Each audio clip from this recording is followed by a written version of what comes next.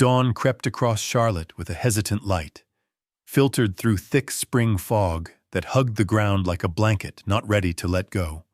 Freedom Park was a world apart at this hour, long before dog walkers and children claimed its winding paths, before city sounds could drown out the hush of the morning. Maya's running shoes whispered over the dew-slicked trail, breath steady, the rhythm a comfort she'd come to rely on more than coffee, more than company. Her playlist was off. Some mornings, music felt like an intrusion. Today, she wanted only the birds, the shifting wind, and the sound of her own thoughts, though she'd have gladly left those behind too if she could. Her mind kept circling the same old memories, a family dinner with too many empty chairs, laughter that seemed to echo back from the edges of grief. She passed by the wooden bridge, its rails beaded with moisture, then skirted a thicket where yellow wildflowers fought to break through the grass. That's when she heard it, a high, sharp yelp slicing through the quiet, not the full-throated bark of a dog defending its turf, but something small, afraid, desperate. Maya slowed, heart thumping for reasons she couldn't explain. She scanned the tree line. There, near an empty bench, movement, low to the ground, muddy brown against the wet green. A German shepherd pup, too skinny, rib bones showing under a dull coat. The animal hesitated, crouched, its ears pinned back as if it expected another blow. Even from a distance, Maya saw the trembling, its wide gold-brown eyes fixed on her, pleading. No collar, no tags, just mud, tangles, and a hope that wouldn't quite die. She glanced around, half expecting an owner to materialize, maybe some jogger who'd let the dog off leash, maybe a kid playing an early game of fetch. Nothing. Only the sound of distant cars and a mockingbird arguing with itself. The dog took a step, then another, tail tucked so far beneath its belly it might as well have vanished. It circled the bench, nose twitching, then paused behind the trash can as if weighing its chances. Maya stood still, hands open, forcing herself to stay calm, to not spook it. Her throat tightened. Lexi would have known what to do. That thought hurt. She bit it back. She remembered a dog's trust was earned slowly, painfully, like piecing together something fragile that someone else had broken. She took a step forward, then knelt, ignoring the cold seeping through her leggings. She murmured, "Hey, buddy. It's okay. I'm not going to hurt you." The pup inched closer, nose quivering. For a second, she thought it might run. Instead, it stopped just out of reach, watching her with a mix of terror and longing. Maya sat on the bench, pulling her knees up to her chest. She waited. Patience was all she had left to offer. After a minute, two maybe, the dog crept forward, shivering. It circled, paws silent on the wet pavement. Then finally, almost with a sigh, curled up beside her on the bench, pressing its damp side into her leg as if she were the last bit of warmth in a world gone cold. Maya didn't move. Couldn't. She stared at the fog rolling over the grass, feeling the slow, uncertain beat of the animal's heart. The silence was thick, just her breath and the gentle, rhythmic huff of the dog beside her. She reached out, hand trembling, and brushed her fingers along the pup's ear. The dog flinched, then settled, eyes closing halfway. There was a faint, hopeful whimper. Maya's throat closed up. All she could think about was the last time she'd seen Lexi, the way her old retriever had laid her head on Maya's lap as the vet prepared the needle. She'd sworn she wouldn't do this again. Couldn't. The pain of loving and losing, it wasn't worth it. Not after Lexi. Not after everything else that year had stolen from her. A jogger passed by, giving Maya a look that was half sympathy, half suspicion. He jogged on without stopping. Another reminder. This wasn't her problem. Someone else's dog. Someone else's heartbreak. She pulled out her phone, hands numb, snapped a photo of the pup. Maybe animal control could help. Maybe there was a chip, a family missing this dog. But when she gently checked the pup's neck, there was nothing but matted fur and skin. She whispered, "Who did this to you?" The dog just looked up, silent, brown eyes too wise for their age. A part of Maya wanted to stand and walk away. She'd done her duty, hadn't she?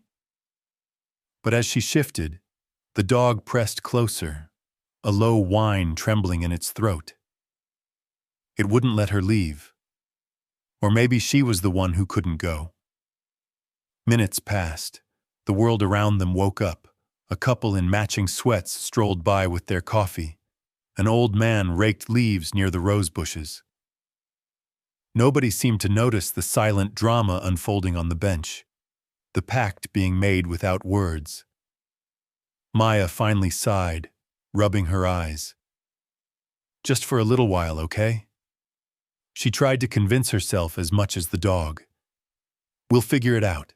The dog didn't answer, just curled tighter, as if he understood more than she ever would. The fog began to lift, golden light spilling over the trees. The park was waking up, but Maya felt suspended in that moment, caught between old grief and the fragile hope pressing into her side. The question pressed in. Was she rescuing the dog, or was the dog rescuing her? She didn't know, not yet. As she sat, rooted to the bench, Maya realized she couldn't move. Not because she was trapped, but because, for the first time in a long while, she wasn't alone. And so, the morning carried on. Two broken souls, finding shelter in each other as the world spun quietly on, unaware that something had just shifted, irrevocably, in the heart of Freedom Park. The car ride home was mostly silent, except for the occasional nervous whine from the back seat. Maya had wrapped the puppy in an old towel she kept in the trunk, its faded edges dotted with paw prints from Lexi's younger days. Now this towel was all that separated her clean seats from a trembling, mud-caked animal who didn't seem to understand that he was safe. Maya drove with one eye on the road and one in the rear view, her thoughts running in uneasy circles. She hadn't meant to get this far. She'd intended to call animal control, to let the system work the way it was supposed to. But something in the dog's eyes, the way he leaned into her at the park, she couldn't force herself to be the one to abandon him again. That would make her no better than whoever left him behind. A few minutes from home, she snapped a quick photo at a red light. The dog's ears were flattened, and he seemed almost apologetic for existing. Maya texted the picture to the family group chat. Maya. Found this guy at Freedom Park this morning. No collar. Animal control's closed for the weekend. Not sure what to do. Seconds later, her phone buzzed. It was Emma, her 15-year-old, always quick on the draw. Emma, he's adorable. OMG, look at his face. Emma, can we keep him? At least for a bit? Emma. Maybe he found us for a reason. Maya hesitated, reading that last message twice. It was so like Emma to look for meaning in the chaos, to reach for hope when Maya barely had energy for practicality. She typed a reply and then deleted it, unsure what to say. The truth was, she didn't know how to explain her reluctance. Not to her daughter, not even to herself. At home, she led the dog through the garage to the laundry room, her chosen neutral zone. The pup's claws clicked uncertainly on the tile floor, his tail glued to his belly. Maya poured water into Lexi's old bowl, which she'd never quite managed to donate. The puppy stared at it, then at her, as if asking permission. Go ahead, it's yours. Her voice was softer than she intended. The dog crept forward, lapping noisily, water splashing across the floor. He ate the handful of kibble Maya found in the pantry, as if he hadn't seen food in days. Maybe he hadn't. Her husband, Michael, finally replied to her text. Michael. He looks rough, but sweet. Michael. We'll figure something out. Just keep him safe until we can talk. Maya exhaled, tension draining from her shoulders. She snapped another picture, this time of the puppy stretched out on the cool tile, half asleep. Maybe the vet would scan for a chip. Maybe someone was desperately searching for this dog. She tried to convince herself of that even as her heart whispered otherwise. She drove him to the vet that afternoon. The receptionist, a kindly woman with purple glasses, gave Maya a knowing look. "Strays have a way of finding the right people," she said, ushering them into an exam room. The puppy flinched at every touch, eyes wide with silent questions, but let the vet scan his neck, check his teeth, listen to his heart. "No chip," the vet said, shaking her head. "He's underweight but healthy. I'd guess he's maybe 8 months old. Still a pup, but old enough to have seen some hard days.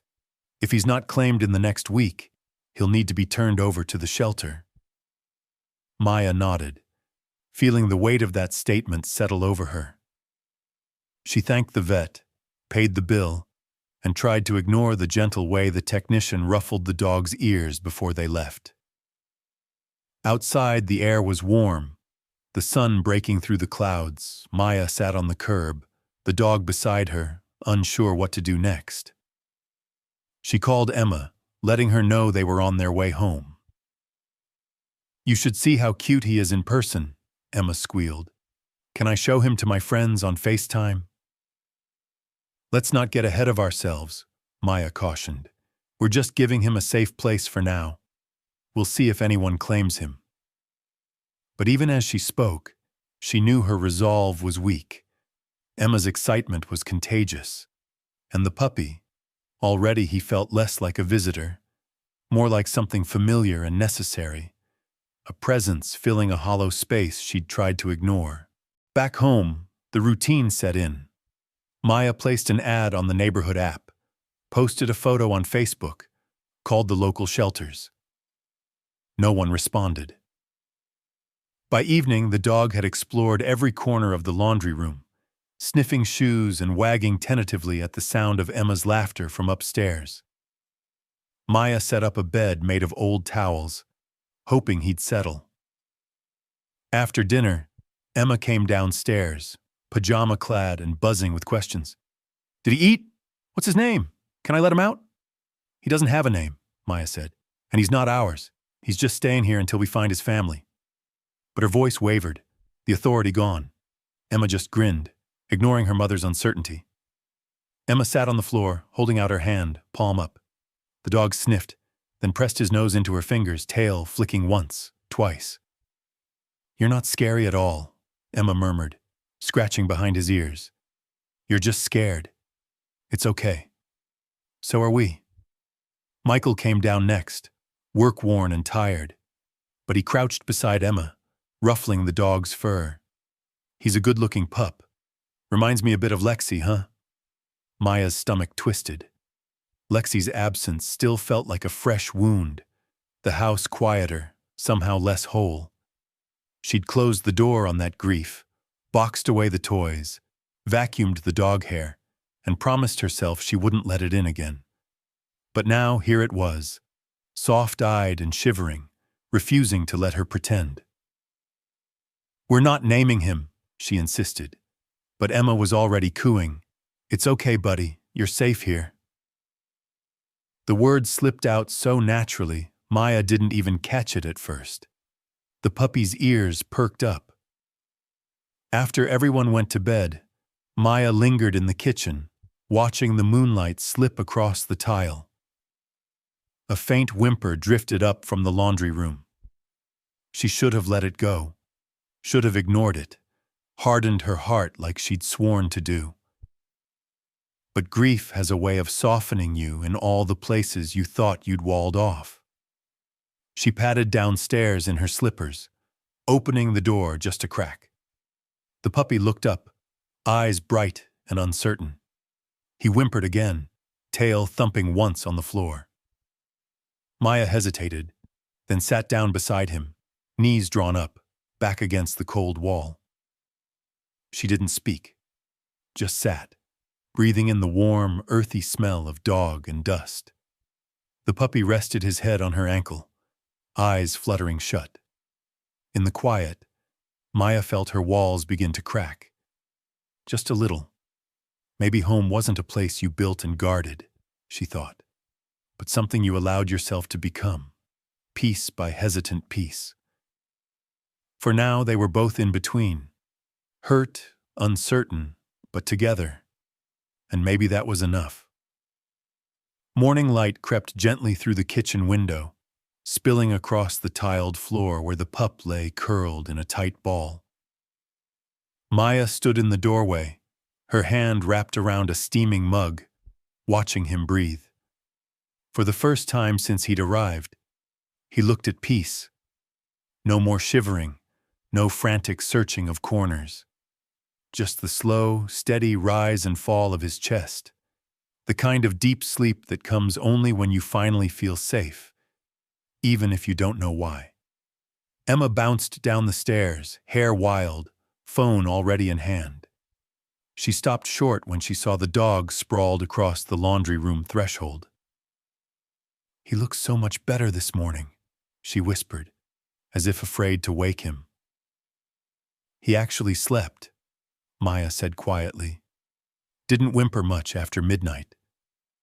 She tried to keep her tone neutral, but there was a warmth she couldn't hide. Emma grinned. "Told you, he just needed a soft place to land." She knelt beside him, snapping a quick picture, then sent it to her friends. "They think he's adorable," she announced, not bothering to wait for a response. The dog stirred, blinking sleepily, and stretched his long legs. He yawned, exposing a pink tongue, then rolled over for a lazy belly scratch. Emma obliged, giggling. "You're just a big softy, aren't you, buddy?" Maya noticed the word again. Buddy. It had slipped out last night when Emma soothed him, and now, here it was, hanging in the air like it belonged. Maya hadn't meant to give him a name. It felt too permanent, too much like hope. But it fit. She watched as Emma cooed, "Come on, buddy, let's go outside." The puppy's ears perked up at the sound. Michael wandered in, looking for his coffee. He grinned at the scene. Emma in pajamas, the dog flopped over, tail thumping. "Morning, buddy," he said without thinking. Then he caught Maya's eye and shrugged. "I guess that's his name, huh?" "I never agreed to that," Maya said. But her voice was soft, and she didn't correct them. After breakfast, they all stepped outside together. The air was crisp, heavy with the promise of spring. Buddy darted across the backyard, nose to the ground, tail finally uncurled. He paused at the fence, sniffing where Lexi once dug for moles. Emma threw a tennis ball, and Buddy, uncertain but game, chased after it, his gait awkward but joyful. He brought the ball back, not quite dropping it, making Emma chase him in circles until they were both breathless. Maya watched from the porch, arms wrapped tight around herself. It had been months since she'd seen Emma laugh like that. Real laughter, not the brittle kind that faded too fast. It felt strange to admit it, but the dog's presence was like a balm, filling empty spaces she'd stopped noticing. Later that morning, while folding laundry, Maya found one of Lexi's old toys buried at the back of a drawer. A blue stuffed squirrel, the stitching worn, the squeaker long since silenced. She hesitated, then set it beside Buddy's makeshift bed. He sniffed it, paws gentle, then circled it twice and lay down, curling his body around the faded toy as if guarding it from the world. There was a strange reverence in the gesture, a kind of unspoken understanding that made Maya's heart twist. She sat on the edge of the laundry room floor, sipping her coffee, and studied the scene. The way Buddy clung to Lexi's toy, the way Emma called him by name, the way Michael greeted him every morning. It all felt so natural, as if he'd always been there, filling a gap none of them knew how to name. That afternoon, Maya worked from home, her laptop balanced on her knees as emails poured in. Buddy followed her from room to room, never more than a few feet away. If she went upstairs, he waited at the bottom step. If she moved to the kitchen, he lay at her feet. Sometimes he nudged her hand, asking for nothing more than a touch. It was a quiet loyalty, wordless but profound. At lunch, Emma FaceTimed from school, grinning into the camera. "Can I say hi to Buddy?" she asked, waving frantically. Maya aimed the phone at the dog, who perked up at Emma's voice, ears swiveling toward the screen. "Hi, Buddy. Good boy," Emma gushed, and Buddy thumped his tail in response, even though he had no idea where her voice was coming from. Maya couldn't help but laugh, the sound catching her by surprise.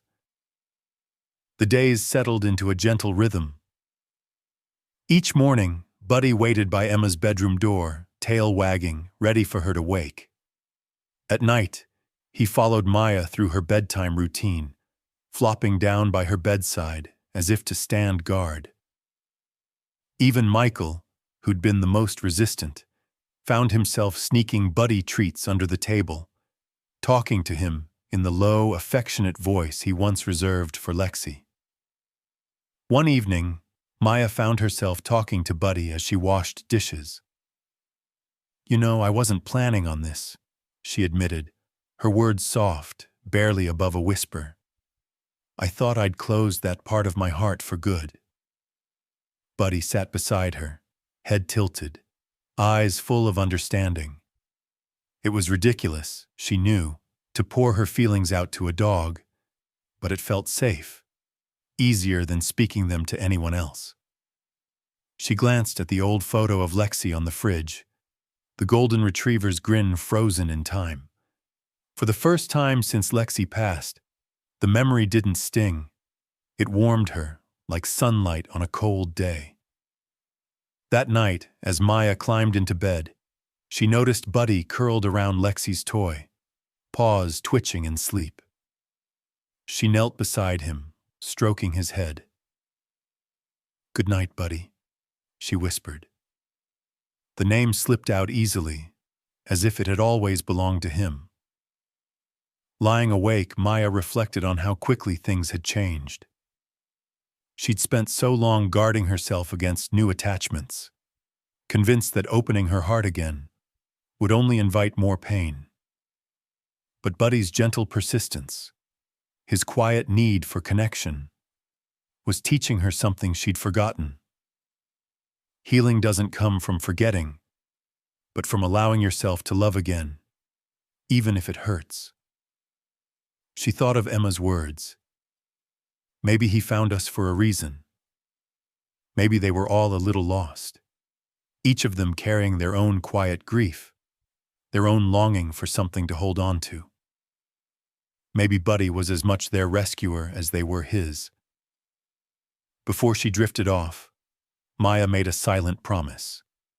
She would try, not to erase the pain, but to let it sit alongside the new hope growing in their home. She would let Buddy in, one small step at a time. And somewhere in the house, the sound of gentle breathing echoed through the quiet, a reminder that sometimes the best things in life come when you're least prepared, and that, perhaps, was the first step toward healing. Sunday morning in Charlotte carried a gentle promise. The spring air was softer than usual, laced with the scent of damp earth and budding magnolia. Maya found herself standing by the front door, leash in hand, heart pounding for reasons she didn't quite understand. Buddy wagged his tail beside her, an eager bundle of anticipation, his eyes fixed on the door as if he already knew adventure awaited. Emma bounced down the stairs. "Are we really taking him back to the park?" she asked, voice hopeful. Michael, coffee in hand, gave a supportive nod. "It's a good idea, honey. Maybe someone will recognize him. Maybe there's a family missing him right now." But his voice faltered at the end, betraying the quiet doubt they all shared. They made a project of it. Emma helped Maya make flyers with Buddy's photo and their phone number. The three of them headed out, a small, nervous parade. Emma gripping the stack of flyers, Maya holding the leash a little too tight, and Buddy trotting beside them, every step more confident than the last. Freedom Park on a Sunday was nothing like the quiet dawns Maya preferred. Families picnicked under the wide old trees. Kids shrieked from the playground. Runners looped around the pond. Buddy shrank a little at the noise, but Emma knelt to reassure him. "You're okay, Buddy. We've got you." Her voice was gentle, practiced, the same tone Maya once used for Emma's first day of kindergarten and for Lexi's nervous trips to the vet. They pinned flyers to the community board near the concession stand, handed them to dog walkers, even left a few at the cafe. "Have you seen this dog before?" Maya asked, her words growing steadier with each conversation. Most people just shook their heads or gave polite, sympathetic smiles. A few, though, paused and really looked at Buddy, as if piecing together a memory. One woman, older, with silver hair and a basket of fresh flowers, frowned as she studied the photo. "That poor pup's been around for a while. I saw him a couple mornings ago, just watching people from the edge of the playground. He looked so lost. I wish I'd tried to help." A jogger overheard and chimed in. "Yeah, I remember seeing him. He was trying to follow runners, but he'd always give up and sit by the bench near the rose bushes." Others nodded, stories weaving together a quiet portrait of loneliness. The stray dog waiting, hoping, circling, but never belonging. Hearing it all made Maya's chest ache. She glanced at Buddy, who now sat quietly at her feet, head tilted, as if listening. He seemed to know they were talking about him, seemed to sense the gentle longing in their voices. Emma squeezed Maya's hand. "He just wanted someone to come back for him," she whispered. They walked the path Buddy had once wandered, stopping at the benches described by the jogger. Buddy pulled gently on the leash, leading them toward the same weathered bench where Maya first found him. He paused there, sitting without command, gazing out at the pond with a strange, silent patience. Maya sat beside him, her fingers tracing the rough wood of the bench. She remembered that morning, the thick fog, the sense of emptiness that had filled her. It was as if she'd left a piece of herself behind on that bench, the part that wanted to believe in rescue, in connection, in second chances. Buddy pressed his side against her knee, eyes shining with a depth she still struggled to describe. In that moment, Maya saw herself in him. The waiting, the uncertainty, the quiet ache of hoping for something, someone that would never come back.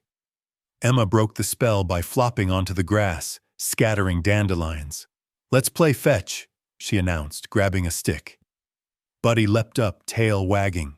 He chased the stick with exuberance, returning again and again, as if eager to prove his belonging, eager to keep this newfound joy. As they played, Maya noticed something, a subtle tension in Buddy's movements.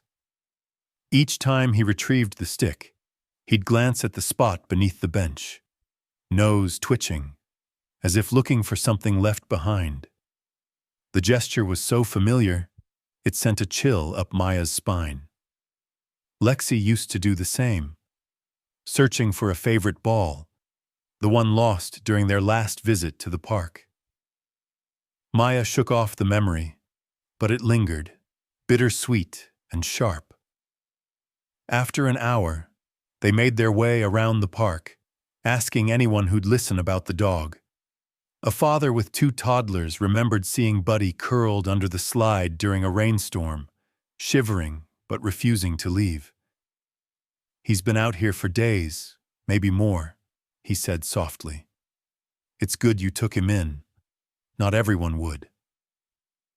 By late afternoon, Maya was exhausted. They'd spoken to half the park, plastered every notice board, and gathered only stories of longing and abandonment. There were no lost dog posters, no calls, no one searching for Buddy except the family he'd found by accident, or fate. As they headed home, Buddy trotted quietly by Maya's side, pausing one last time at the bench. He sat down, tail wrapped tight around his legs, staring at the spot as if still waiting for something to return. Maya felt a stab of recognition in her chest, the painful, silent acknowledgement that some losses never fully heal. Grief, she realized, was a kind of waiting too. That evening, Maya sat alone in the living room, the TV murmuring in the background, a cup of tea cooling in her hands.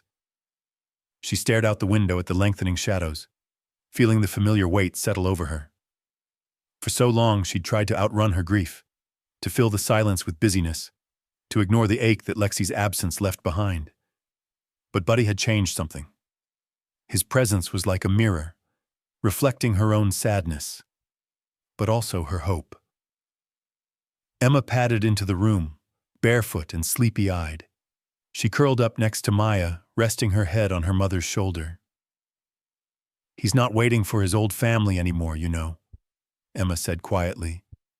"He's waiting for us." Maya blinked back tears. She pulled Emma close, letting the silence speak for both of them. In the quiet, Buddy wandered in, Lexi's old squirrel toy clutched gently in his mouth. He settled at their feet, sighing contentedly. Maya watched him, heart full. For the first time, she wondered if the hole Lexi left was not meant to be filled, but honored, if the echoes of love lost could make space for something new. That night, as she drifted off to sleep, Maya pictured Buddy at the bench, waiting with patient hope. She realized that healing wasn't about forgetting or replacing the past. It was about recognizing the echoes, allowing them to guide you toward the next chapter, and trusting that, somehow, love finds its way back to you, in whatever form it needs. Late afternoon crept in with a heavy gray fog settling low over Freedom Park. It was the kind of day when the world seemed to move slower, weighed down by memories the sun couldn't quite burn away. Maya parked under the sycamore trees, hands still gripping the steering wheel long after the engine went silent. Beside her, Emma pulled on her hoodie, eyes bright with anticipation. "Come on, Mom," she urged. "Buddy's going to go crazy if we wait any longer." In the back seat, Buddy had already pressed his nose to the glass, whimpering softly as the familiar sights of the park drifted past. It had become a ritual, the three of them returning to the scene of that first, uncertain meeting, retracing the same paths, as if hoping to rewrite their own histories with every step. Today, Maya felt the weight of those memories differently. She hadn't slept much, the dreams had returned. Memories of Michael's accident, blue lights, the endless waiting in the sterile hospital, the sound of her own heartbeat echoing through an empty house. For months, she'd pushed it all away, but something about the grayness of the afternoon brought it back in full force.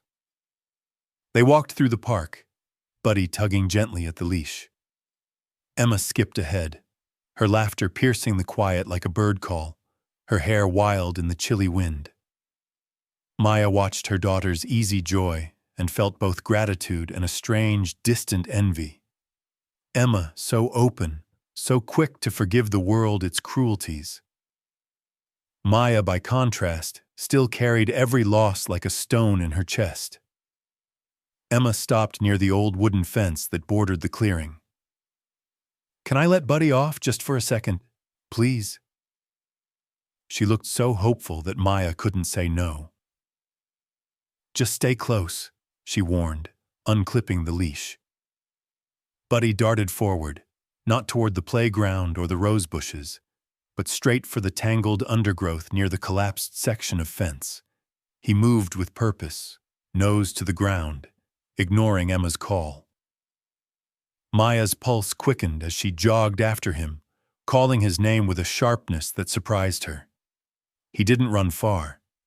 Instead, Buddy sat in a muddy patch, motionless, ears perked, tail wrapped tight. Maya caught up, breathless. She found him staring at the ground, unmoving, as if paralyzed by something only he could see. The earth here was churned, old leaves scattered by the wind.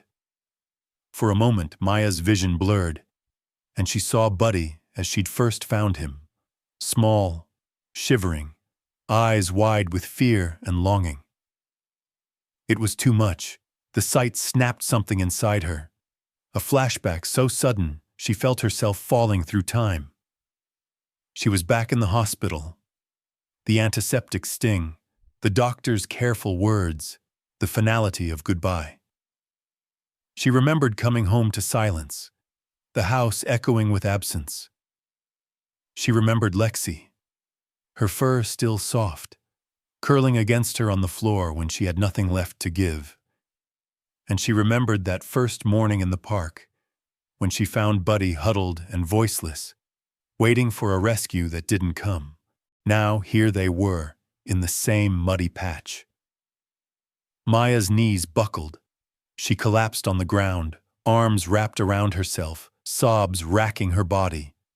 The world shrank to a pinpoint, her grief, her loss, the endless ache of what would never return.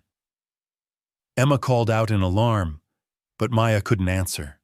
All she could do was cry, loud, broken sobs that filled the quiet of the park. Emma hovered nearby, uncertain, frightened by the force of her mother's pain. Buddy watched in silence, then, with a gentleness that seemed almost human, stepped forward. He didn't lick Maya's face or bark for attention. Instead, he leaned his whole weight against her side, his body warm and steady, his breathing slow and calm. It was the first time Maya realized that she had allowed herself to be held by anyone or anything since Michael died. She buried her face in Buddy's fur, letting the silence of the park absorb her tears. In that moment, the quiet that had once meant only emptiness now became something else. A vessel for her grief, a space where she could finally let go. Emma knelt beside her, slipping her hand into Maya's, and together they sat, bound by pain but also by the fragile beginnings of healing. The world kept moving. Families strolled past. Children squealed from the playground. The distant hum of traffic rose and fell. But in that small circle, mother, daughter, dog, the universe had narrowed to the simplest things: breath, warmth, presence. After a while, Maya's sobs faded. She leaned back, wiping her cheeks, feeling both raw and strangely lighter. Buddy sat beside her, patient, unhurried. There was no judgment in his eyes, only understanding, only that silent companionship she'd come to trust. Emma looked at her mother, her eyes shining with tears of her own. "It's okay, Mom," she whispered. "We're all broken. But maybe we can be broken together." Maya managed a laugh, shaky but real. She pulled Emma close, pressing a kiss to her forehead. "Thank you, sweetheart," she murmured, "for not letting me stay lost." They stayed there for a while, letting the silence settle, feeling its comfort instead of its threat. Maya realized suddenly that she and Buddy had both returned to the place of their pain, not by accident, but because something deep inside needed to face it, to transform it. She met Buddy's gaze, understanding passing between them like an unspoken promise. We don't have to stay broken forever. When they finally stood, Maya felt different. Lighter, but also more anchored, as if something lost had finally been found. She hugged Emma tightly, then knelt to wrap her arms around Buddy. "Thank you, Buddy," she whispered. You saved me today, more than you know. The walk back to the car was quiet but peaceful. Emma slipped her hand into Maya's, humming a tune under her breath. Buddy walked beside them, tail wagging just a little, as if he too sensed the change. The fog had lifted, just a bit, letting in the faintest glimmer of sunlight. That evening, as Maya tucked Emma into bed, she paused at the door, listening to her daughter's steady breathing. Downstairs, Buddy settled on his bed with Lexi's old toy, letting out a sigh that spoke of contentment, of belonging.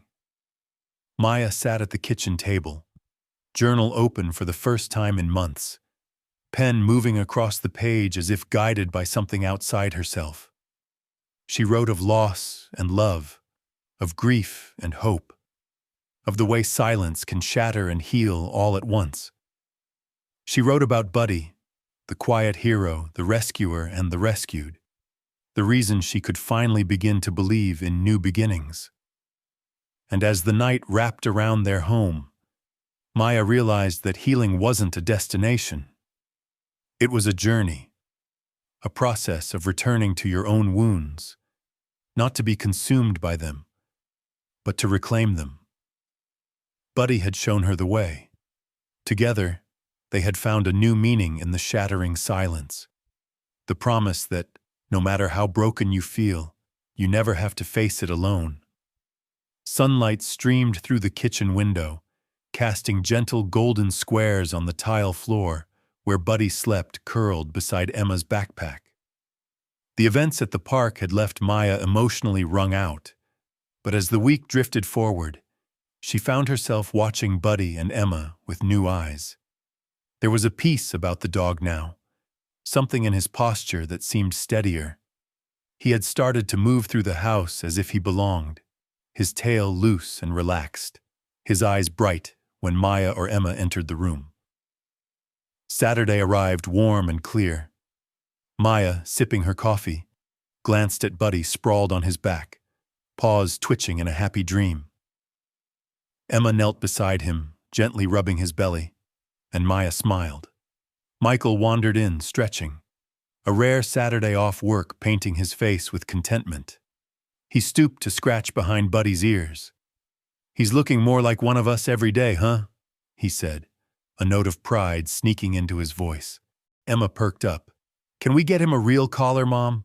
Not just Lexi's old one, a new one, for Buddy." Her eyes sparkled with hope. "One with his name on it, like he's officially ours." Maya hesitated. The thought of retiring Lexi's collar for good tugged at something deep inside her. The collar was the last piece of Lexi she hadn't boxed away. The faded blue fabric and jingly tag a touchstone to a life that felt impossibly far off. But looking at Buddy now, warm and trusting, Maya realized it was time. The past would always matter, but the present deserved its own space too. "All right," she said, nodding slowly. "Let's do it." They piled into the car, Buddy nestled in the back seat, his nose pressed against the window. The pet store was bustling, children dragging their parents down aisles of chew toys, cats meowing from glass cages, staff bustling between customers. Buddy's ears perked up, and he sniffed the air, tail swishing in wide arcs. Emma dashed ahead, searching the racks for the perfect collar. She rejected anything pink or sparkly, shaking her head with comic seriousness. "He needs something bold. He's brave." She finally chose a deep forest green collar with sturdy stitching. "This one matches his eyes," she said, holding it up to Buddy's neck for everyone to admire. Buddy stood tall, tongue lolling, as if he approved of Emma's choice. While they waited for a staff member to engrave the new tag, Emma watched with rapt attention. "Can you put Buddy Turner on it?" she asked, spelling out the last name carefully. The employee smiled and nodded, sliding the metal tag into the machine. Maya stood beside Emma, her hand resting on her daughter's shoulder, feeling the steady beat of her heart slowly, finally, matching the world outside.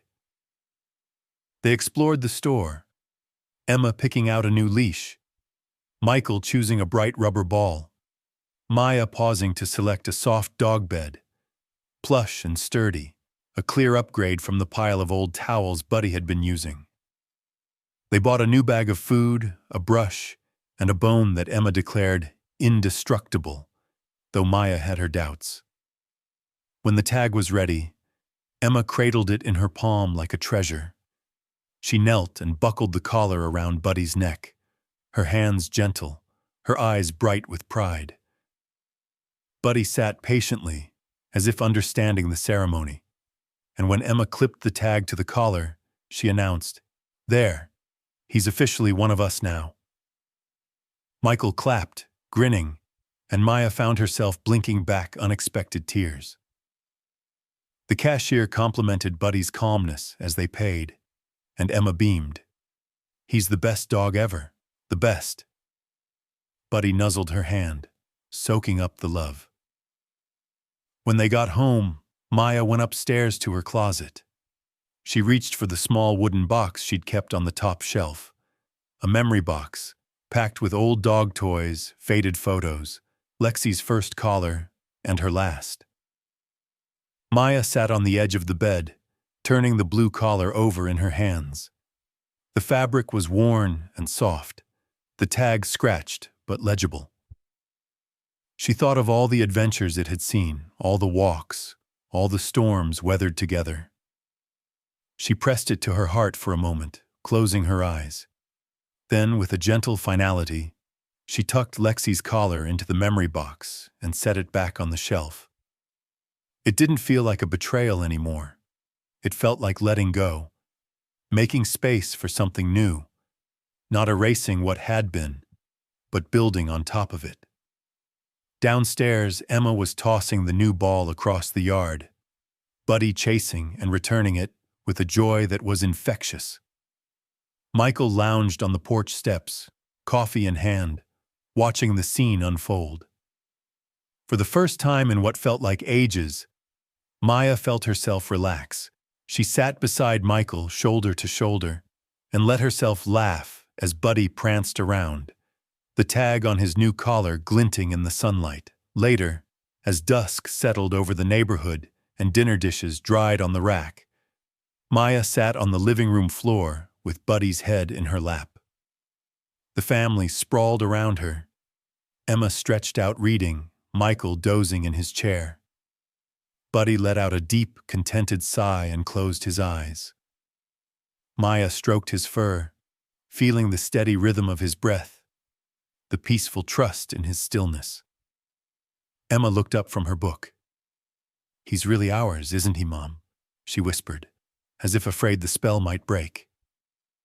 Maya smiled, brushing a strand of hair from Emma's cheek. "Yes," she replied, "he's ours. And I think we might be his too." As the evening wore on, Maya found herself thinking back to all the moments of doubt, all the days when she thought her heart was too bruised to try again. Now, watching Buddy doze, his new tag shining, she realized that healing could look quiet.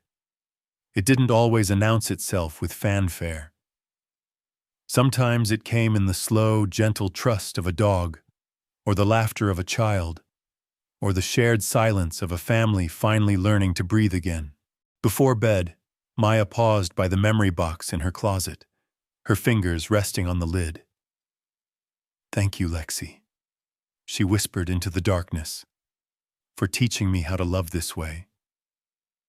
She let the past and present settle side by side in her heart, a gentle, living proof that loss could coexist with new beginnings. Downstairs, Buddy waited for her, eyes half closed, tail sweeping the floor. She knelt, cradling his head, feeling a peace she hadn't thought possible. "Welcome home, Buddy," she murmured. He nuzzled her palm, a promise passed between them, quiet and unbreakable.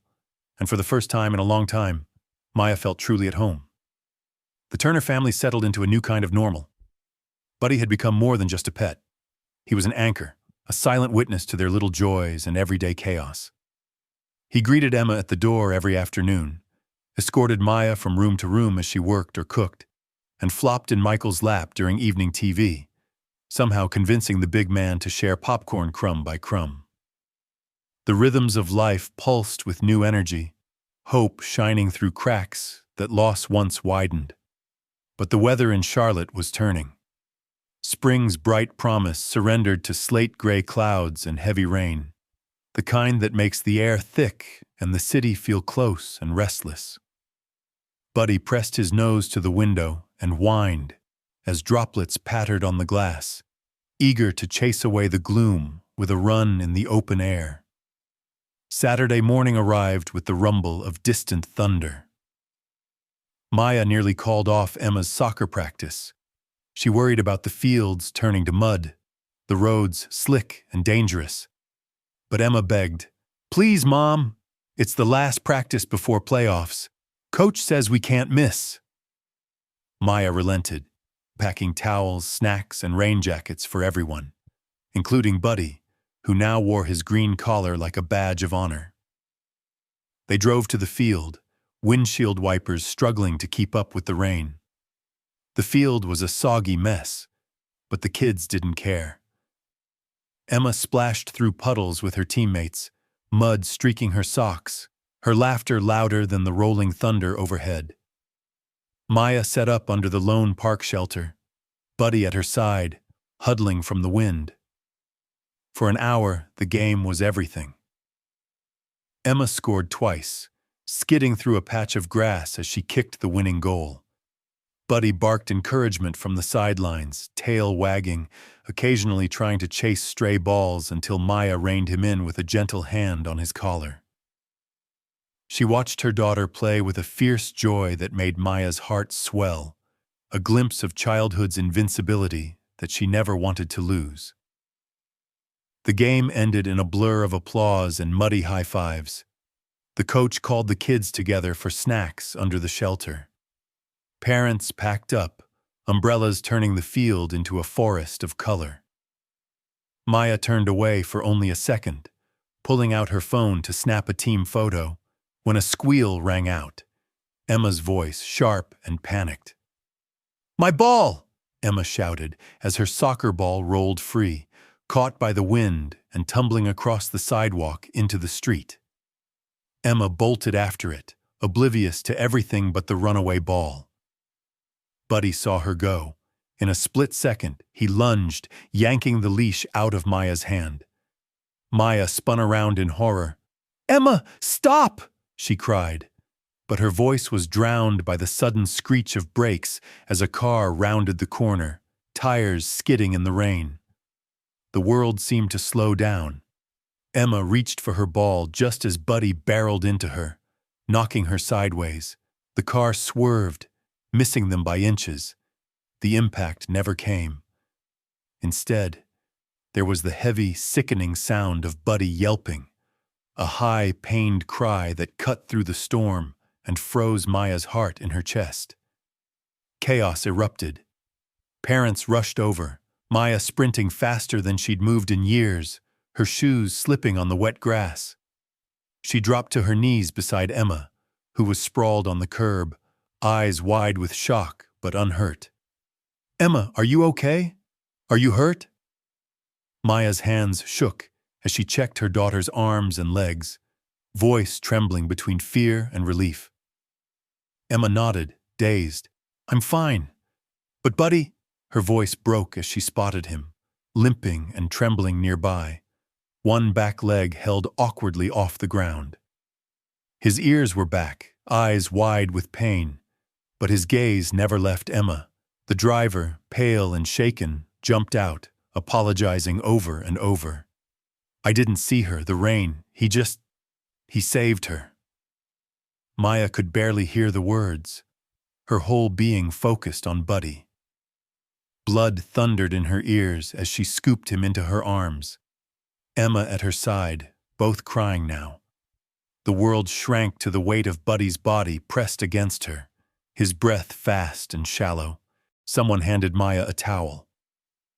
Michael, who'd arrived for the last half of the game, scooped up Emma and guided them all to the car, urgency and shock drawing the family together. Emma clung to Buddy in the back seat, her tears soaking his fur. "Hang on, Buddy, please. You're my hero. You saved me." The drive to the vet was a blur. The waiting room felt endless. Maya paced, wringing her hands. Emma sat in a corner, arms wrapped around herself, eyes red and swollen. Michael tried to reassure them, but his voice was brittle, thin as glass. Finally, the vet emerged. "It's a sprain," she said gently, kneeling beside Emma. "No broken bones, no internal injuries. He's sore and he'll limp for a while, but he's lucky. You all are." She stroked Buddy's head, voice soft. "This is a once-in-a-lifetime dog. Not many would do what he just did." Relief crashed over the family in a tidal wave. Emma sobbed, holding Buddy's head in her lap. "Thank you, Buddy," she whispered again and again. "Thank you for saving me. I love you." Buddy licked her hand, tail thumping weakly. On the drive home, Charlotte's storm broke. Sunlight poured through the clouds in brilliant slashes, lighting up wet streets and shimmering off every puddle. Maya caught Emma watching Buddy in the rearview mirror, a look of awe and gratitude on her face. She reached back, brushing Emma's cheek, feeling the enormity of what almost was, and the miracle of what was. That night, the house was quiet. Buddy rested on his new bed, his leg wrapped, head nestled against Emma's knee. Maya and Michael sat on the floor beside them, silence thick but soft. Each of them changed in ways words couldn't touch. Maya stroked Buddy's fur, tears slipping down her cheeks. Not just for the fear, but for the love that had saved her daughter, and the courage that ran deeper than instinct. Emma finally broke the silence, her voice small and reverent. "I don't know how to thank him, Mom. How do you thank someone for loving you that much?" Maya looked at Buddy, then at her daughter, and pulled them both close. "You love them back, honey. You just love them back. That's all you can do." In that moment, the Turner family knew. Buddy wasn't just a pet. He was a protector, a healer, a silent promise that, even when the world feels dangerous and uncertain, loyalty and love are stronger still. Time, like sunlight, began to soften the raw edges of fear left behind by the accident. The days after Buddy's heroic act passed in a golden haze, Emma limping just a little from bruises, Buddy hobbling with his bandaged leg but refusing to rest for long. The entire Turner family circled closer, routines shifting around the dog who had proven, once and for all, that love could be stronger than fate. Word of Buddy's bravery traveled through their neighborhood faster than Maya expected. The coach called to check on Emma, and when Maya told him how Buddy had saved her, he asked if he could share the story with the rest of the team. Soon, parents at the soccer field greeted Buddy with pats and treats, and Emma's classmates began drawing him in their notebooks as a super dog. For the first time, Emma wasn't just the new girl. She was the girl whose dog was a hero. At home, Buddy grew into his new role with a quiet humility. He waited at the door each afternoon for the school bus, ears perking at the first rumble of its engine. When Emma stepped off, muddy shoes and backpack askew, he greeted her as if she'd been gone for years, tail spinning, eyes shining, circling her in joyous relief. If she'd had a hard day, she'd crouch on the porch and wrap her arms around his neck, pressing her face into his fur until the world felt safe again. For Maya, the presence of Buddy became a kind of lifeline. Work was hard, her company downsized, and the threat of layoffs hovered like a storm cloud. She tried not to let her anxiety show, but on difficult evenings, Buddy seemed to sense her worry. He'd pad softly into her home office, drop his head in her lap, and gaze up with patient eyes, breathing slow and deep until Maya felt her own breath begin to match his. Sometimes, when her chest ached with the old pain of loss, she'd find herself telling him stories about Michael, about Lexi, about the nights when hope seemed too far away to reach. Buddy never judged, never hurried her, never left her side until the shadows in her heart had faded. One rainy Tuesday, a knock sounded at their door. Maya opened it to find Mrs. Alvarez, their neighbor from 2 doors down. She looked exhausted, her gray hair frizzed, her face streaked with tears. "I just wanted to say thank you," she said, voice trembling. Maya, confused, invited her in. "I know you probably don't realize," Mrs. Alvarez continued, "but last night, my father had a fall in the yard. He was alone and I was on the phone with 911, terrified he'd be out there for hours in the rain. But Buddy was there. I saw him through the window. He was sitting right beside my father, keeping him calm, licking his hand until the ambulance arrived. The EMTs said it made all the difference." She pressed Maya's hands in gratitude. "Your dog didn't just save him, he comforted him. That means more than you know." Maya was stunned. She had no idea Buddy had slipped out during the commotion. She hugged Mrs. Alvarez, tears pricking her own eyes. That evening, as Buddy curled up at her feet, she looked at him anew. He wasn't just their rescuer. He was a healer, moving quietly through the world, mending hurts in ways only animals seem to understand. Inspired by this, Maya started reading about therapy dogs, about how their presence could bring solace to the lonely and relief to the anxious. Emma, ever enthusiastic, chimed in, "He should be a real therapy dog, Mom. He already helps us. He could help so many more people." Maya hesitated, doubting her own readiness for something so public, but Emma persisted. Together they researched local therapy animal programs and scheduled an appointment for Buddy's evaluation. The process was thorough. A trainer visited their home, observing how Buddy responded to strangers, sudden noises, and children tugging at his tail. Maya worried he'd fail, that the wounds of his own past might resurface and set him trembling again. But Buddy surprised her. He met each new challenge with calm, tail wagging gently, never barking, always alert to the emotions in the room. The trainer smiled at the end of the session. "He's special," she said simply. "Some dogs are born with this gift. Most are taught, but Buddy, he just knows." With each passing week, Buddy's world grew larger. Maya brought him to the local library for reading hour, where shy kids with thick glasses and hesitant voices took turns reading to him, confidence blooming as he listened without judgment. Emma helped organize a dog day at her school, Buddy serving as ambassador of calm. Children who never smiled lit up at his gentle nudge. Teachers whispered thanks for how his presence soothed even the rowdiest students. Buddy's gift, Maya saw, wasn't just in the dramatic act of saving Emma's life. It was in the small, persistent ways he showed up for others. The steady comfort on a hard day, the silent companionship in a room full of noise, the ability to see where the pain was and simply sit with it. He had become the emotional glue of their household, his steady presence drawing out the best in each of them. Maya often wondered what healing truly looked like. She'd always thought it was a dramatic final step, a letting go, a moving on. But Buddy was teaching her that healing was a process, 1,000 tiny kindnesses strung together across days and weeks. Healing was Emma's laughter, as Buddy licked away her tears. Michael's soft smile as he watched Buddy doze in his lap. Maya's own ability to reach out again, to trust the fragile things. One evening, after a long day at work, Maya checked the mail and found a letter addressed to Buddy Turner.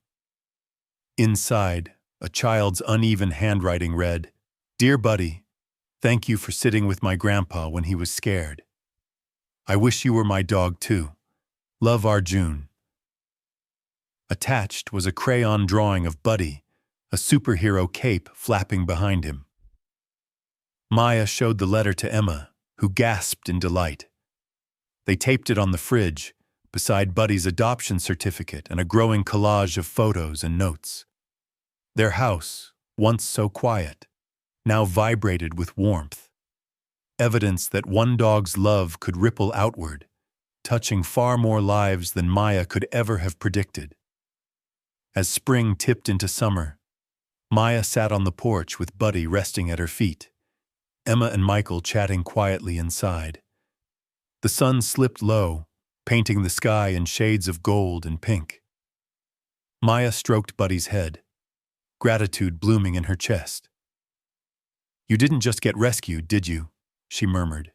"You rescued us, all of us."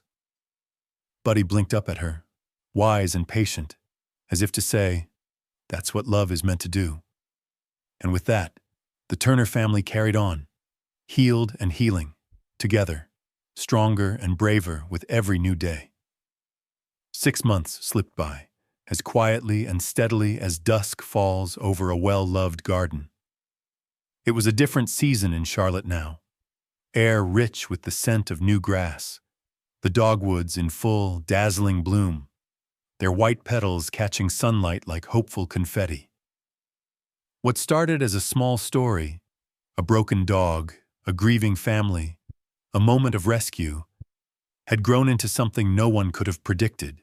On a bright Saturday morning, the community center's garden bustled with more life than it had in years. There were folding chairs set in neat rows, tables draped with blue and white cloths, platters of homemade cookies and lemonade lining one wall.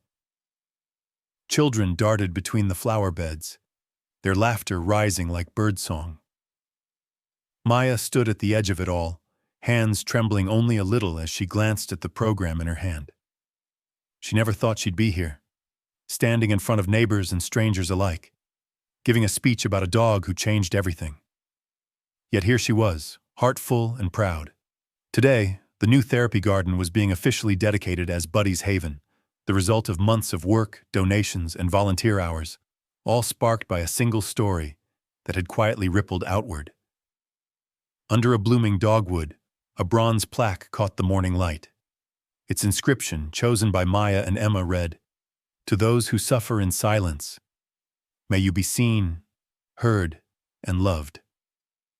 The ceremony began with brief words from the center's director. Then Maya stepped up, Buddy trotting quietly at her side, his green collar freshly cleaned, tag shining. She spoke softly at first, but as she shared their journey, the day she found Buddy, the accident, the unexpected ways he healed not just her family, but their neighbors, her voice grew stronger.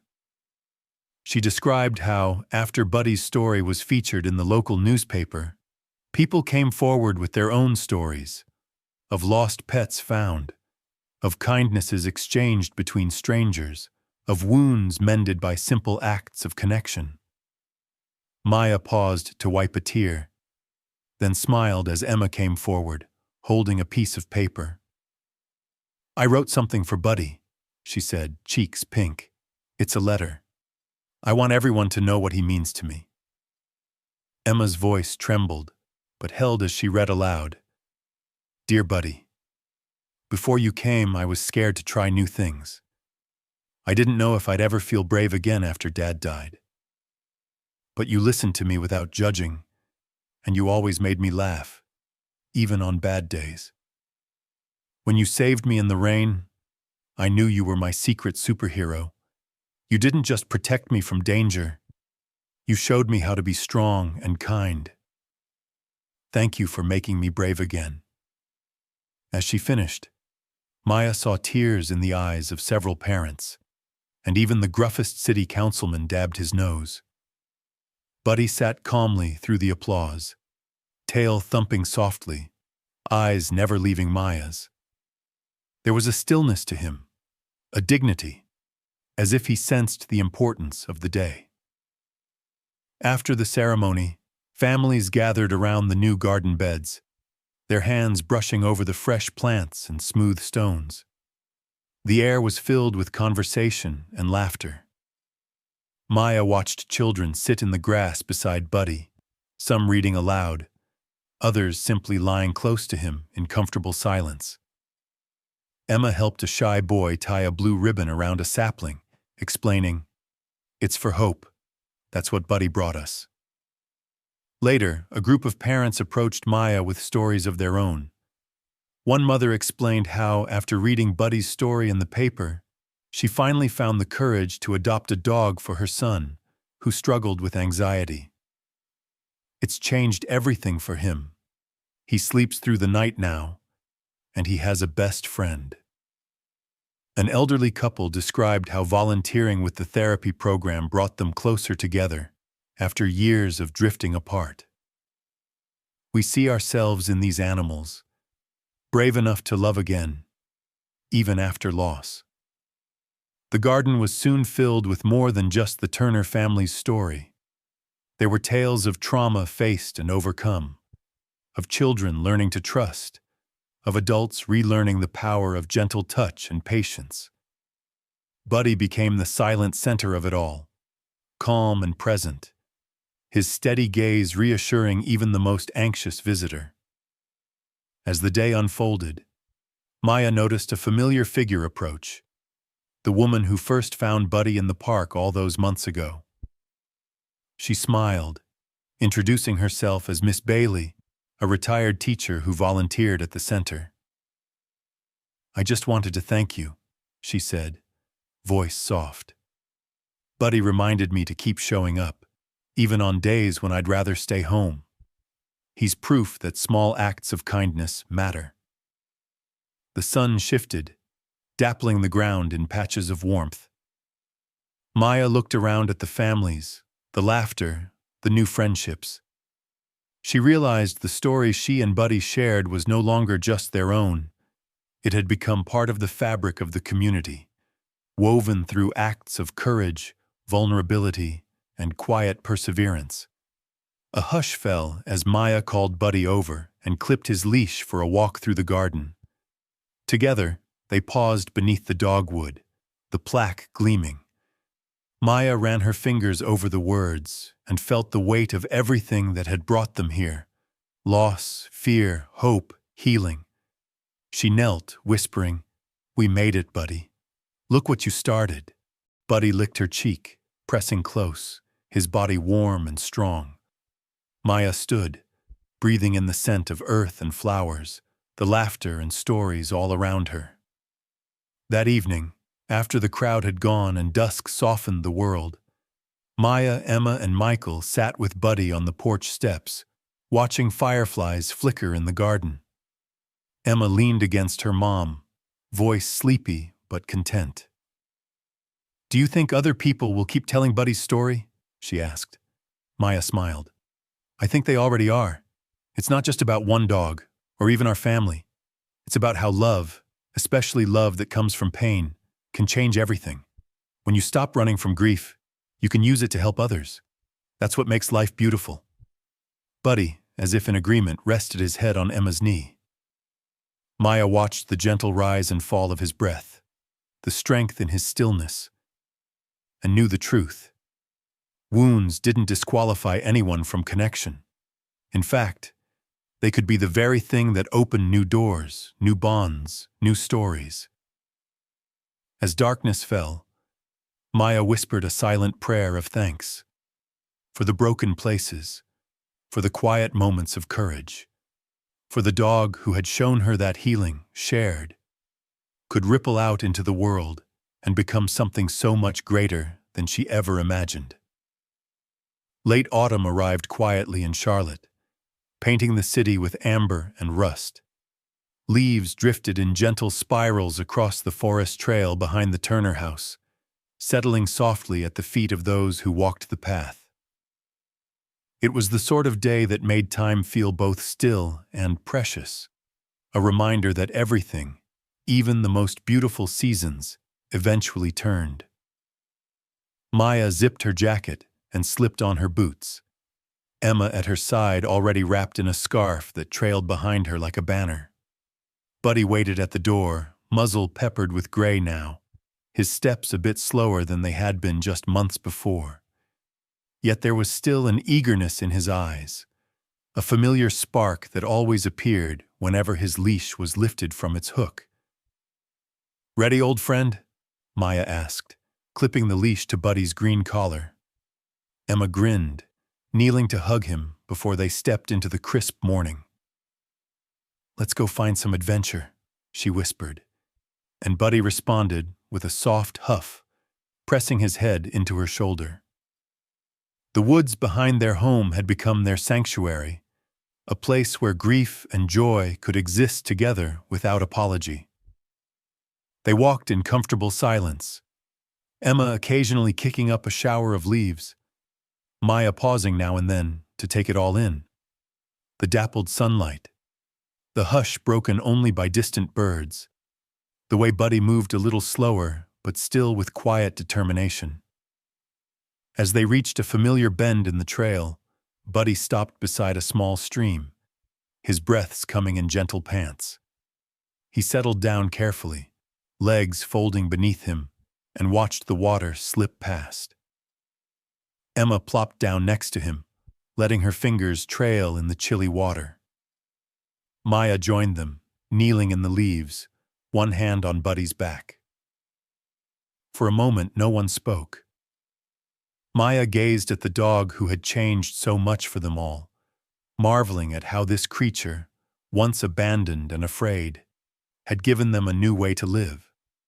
She thought of the journey, the pain of loss, the tentative steps toward healing, the countless small moments that had rebuilt her heart piece by piece. "Do you remember that first day, Buddy?"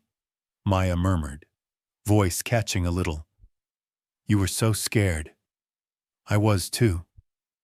I thought I'd never be able to love this much again."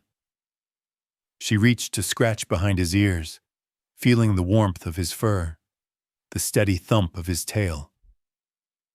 "But you showed me. You taught me that the heart can open again, no matter how many times it's been broken." Emma picked up a smooth stone and tossed it into the stream. "For your old sadness," she whispered, watching the ripples stretch across the water. She handed another stone to Maya, who turned it over in her palm, considering the weight and shape before letting it slip from her hand. "And for mine," she said softly. The two stones settled at the bottom of the stream, side by side. Buddy watched, nose twitching in the cool air, then rested his head on Emma's knee. Maya smiled, a bittersweet warmth filling her chest. There was no need to erase the past, she realized. Loss and love could coexist, their sharp edges softened by time and kindness. On the walk home, the world felt quiet and golden. Emma told stories about her school, her friends, her dreams for the future. Maya listened, sometimes laughing, sometimes lost in memory. Buddy trotted between them, pausing now and then to sniff a leaf or watch a squirrel dash up a tree. That evening, the Turner family gathered for dinner. Michael lit a fire in the living room, and Emma helped Maya set the table. Buddy curled up nearby, the warmth of the flames reflected in his eyes. After dinner, they lingered around the table, reluctant to let the day end. Maya cleared her throat, feeling the weight of what she wanted to say.